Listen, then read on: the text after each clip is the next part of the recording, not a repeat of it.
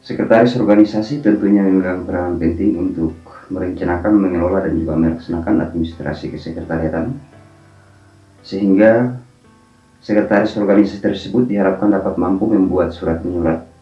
Lalu, bagaimanakah seorang sekretaris untuk membuat surat menyurat dalam satu organisasi? Kita akan bahas secara mendetail lewat video ini.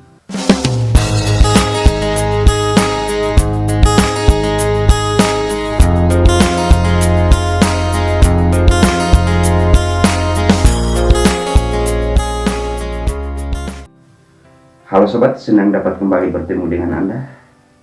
Apa kabar? Semoga sukacita dan kabar baik adalah bagian daripada kehidupan kita. Seperti biasanya, bagi sobat dan teman-teman yang berkerinduan untuk belajar lebih lanjut seputaran organisasi, melalui channel ini telah tersedia kelas.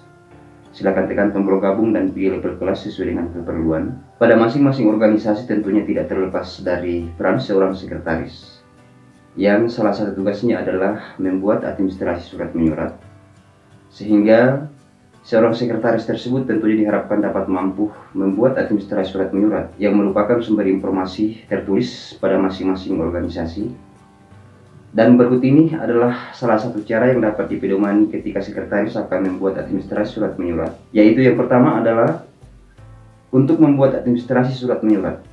Tentunya seorang sekretaris organisasi selalu berpedoman pada tata cara atau persyaratan-persyaratan mengenai persuratan yang diatur pada masing-masing organisasi sebagaimana yang termuat melalui anggaran dasar dan anggaran rumah tangga pada masing-masing organisasi, seperti bagaimana kop surat sampai dengan tembusan surat yang tentunya diatur pada masing-masing organisasi melalui anggaran dasar dan anggaran rumah tangga pada masing-masing organisasi. Kemudian yang kedua adalah seorang sekretaris tentunya harus telah memahami bagaimana bentuk dan model-model surat resmi. Bagian dan juga model-model surat resmi tersebut telah kita bahas secara mendetail lewat video sebelumnya dan dapat dilihat melalui channel ini.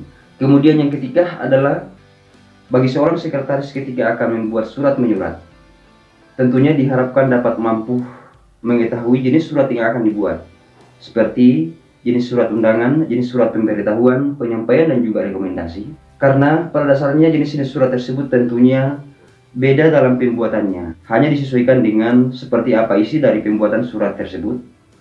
Kemudian yang keempat adalah ketika seorang sekretaris telah memahami poin yang pertama sampai yang poin yang ketiga tersebut, maka seorang sekretaris tentunya tidaklah cukup hanya memahami mulai dari poin pertama sampai poin ketiga tersebut.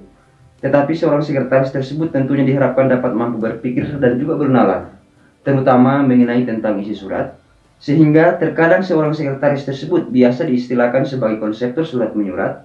Seperti ketika seorang sekretaris tersebut akan membuat surat penyampaian ataukah surat undangan, maka seorang sekretaris tersebut tentunya diharapkan dapat mampu berpikir dan bernalar tentang isi surat penyampaian dan surat undangan tersebut.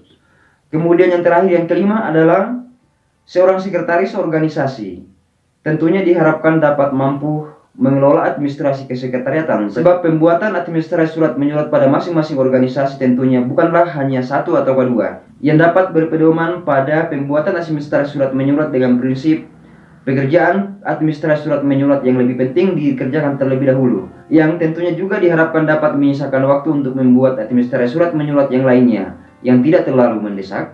Dari kelima poin tersebut dapat kita melihat bahwa seorang sekretaris organisasi tentunya memiliki peranan penting, sebab seorang sekretaris inilah biasa diistilahkan dengan napas organisasi, yang pada dasarnya sekretaris tersebut diharapkan dapat membuat administrasi surat menyurat sebagai sumber informasi yang diperlukan organisasi tersebut, baik itu informasi yang diperlukan lingkup eksternal organisasi dan juga lingkup internal organisasi. Meskipun demikian, hal utama yang harus dimiliki oleh seorang sekretaris selain memiliki pengetahuan dalam hal administrasi kesekretariatan, maka seorang sekretaris juga diharapkan dapat mampu bernalar dan juga berpikir, terutama mengenai isi surat yang disesuaikan dengan jenis surat yang akan dibuat.